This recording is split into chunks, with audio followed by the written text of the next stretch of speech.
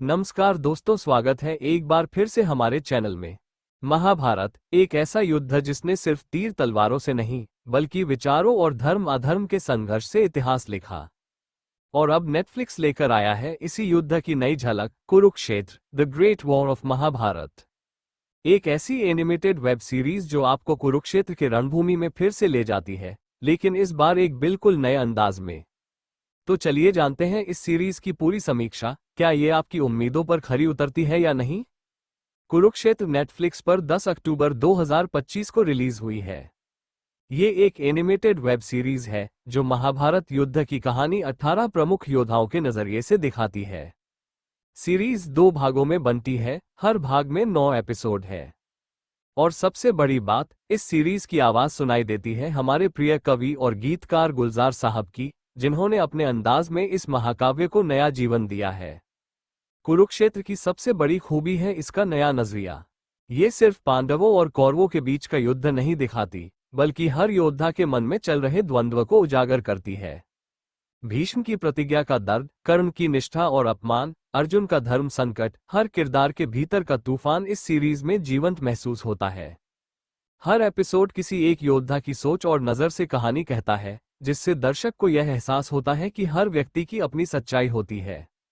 इस दृष्टिकोण के कारण महाभारत का ये संस्करण आधुनिक और भावनात्मक दोनों लगता है।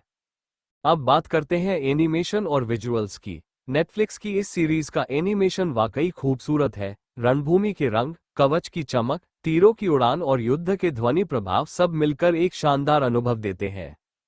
हालांकि कुछ जगहों पर ग्राफिक्स थोड़ा कम डिटेल्ड लगते हैं, लेकिन कुल मिलाकर एनिमेशन क्वालिटी भारतीय एनिमेशन को एक नए स्तर पर ले जाती है।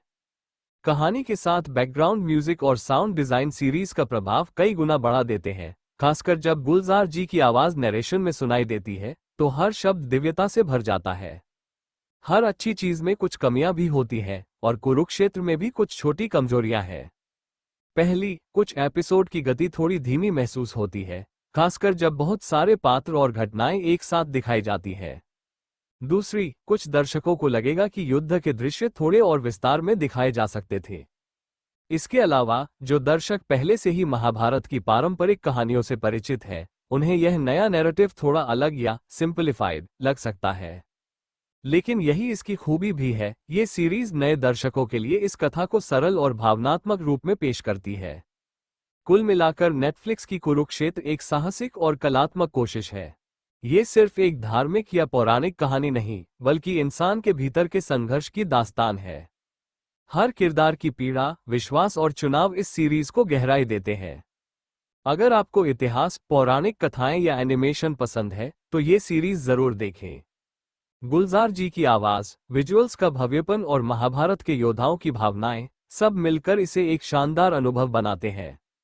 मेरी तरफ से कुरुक्षेत्र को 5 में से 4 स्टार। 1 स्टार इसलिए कम क्योंकि एनिमेशन के कुछ हिस्सों में और डिटेल्स हो सकती थी, लेकिन कहानी और भावनाओं के स्तर पर यह सीरीज सोने पर सुहागा है। तो दोस्तों, ये था नेटफ्लिक्स की नई एनिमेटेड वेब सीरीज कुरुक्षेत्र का ईमानदार रिव्यू।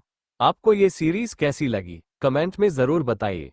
वीडियो पसंद आया हो तो लाइक कीजिए, शेयर कीजिए और ऐसे ही वेब सीरीज रिव्यू के लिए चैनल को सब्सक्राइब करना मत भूलिए। जय श्री कृष्ण। Folded hands.